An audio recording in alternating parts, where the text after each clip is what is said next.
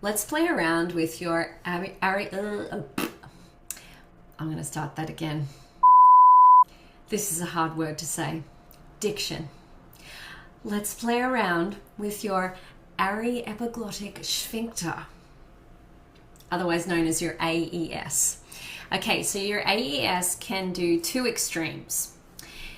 We can make sounds like this, like if you were just speaking confidentially to your friend, hello, I have something important to tell you. We can try that. And we can compare that with like the sound of a witch cackling, or saying, I'll get you next time, or saying, and your little dog too.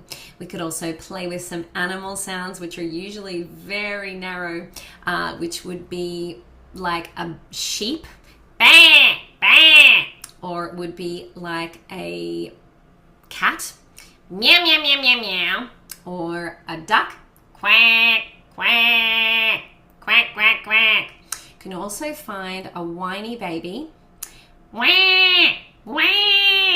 This is probably a badly acted whiny baby for those actors who are watching this one.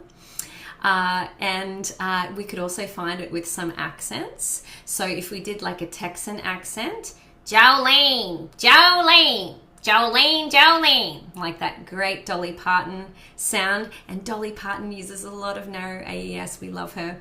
And you could also find it with maybe more like a gangster accent, like New York gangster, like gonna rob the bank. Listen here, see? I'm gonna rob the bank.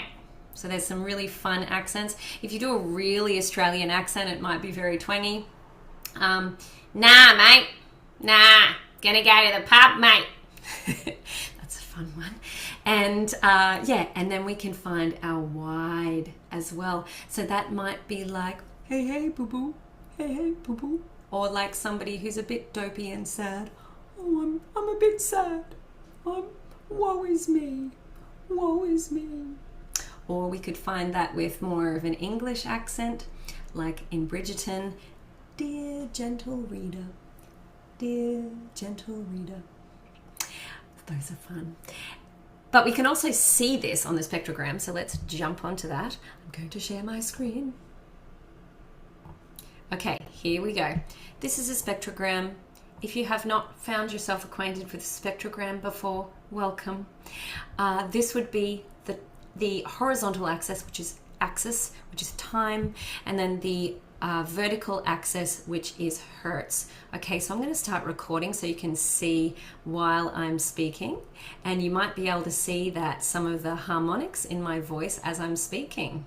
And if I make some of those sounds like we've been making, some of those extremes, I'm going to find wide, E, and then I'm going to find narrow, E. And we can see the difference between these two sounds. This sound, we don't have any harmonic energy up in the high harmonics here. But in this more narrow sound, with those funny prompts that we were playing with, we can start to see that the upper level harmonics get excited and they get to be very loud. So on the spectrogram, we can see when harmonics are less loud and when they're more loud. So this harmonic, for example, here, is less loud than this harmonic because this is really bright. This harmonic down the bottom, which is called our fundamental frequency, that's the pitch we hear, is less loud than some of these other harmonics, which are much higher. So that's why sometimes people might say that that very narrow sound sounds to them to be higher than a sound that's more wide. And that's not necessarily true. We've got the same pitch, but because I've changed the shape of my pharynx, then that resonates different harmonics, and that allows me to, on the same pitch, make a different sound. Okay, so let's go to the voice gym. On a vowel, let's do E, but you could choose any vowel you like. We're going to nasalize that vowel, which means we're going to put our velum in the mid position, and we can check that if we say E, E. So some of that sound and air is coming out of our nose and our mouth at the same time. Okay, and then we're going to do a wide AES. E, E, E. E, E, E. Then what we're going to do is we're going to go from wide to narrow. So we're going to do E, E, E, wide, to E, E, E, narrow. E, E, E, wide, E, E, E, narrow. See if you can feel things changing. E, E, E, E, E, E. See if you can notice what is different in the sound. Maybe you're starting to clue into some of those higher harmonics and that brightness of sound. Sometimes I feel like when I hear those high harmonics, it's like poking me in the ear. Stop. Certainly my cat thinks so. E, E, E, E, E, E. Let's try it on E. E, E, E, E, E, E, E, E, E, E, E, E. Let's try it on Ah. Ah, ah, ah. Ah, ah, ah. Ah, ah, ah. Ah, ah, ah. Good job.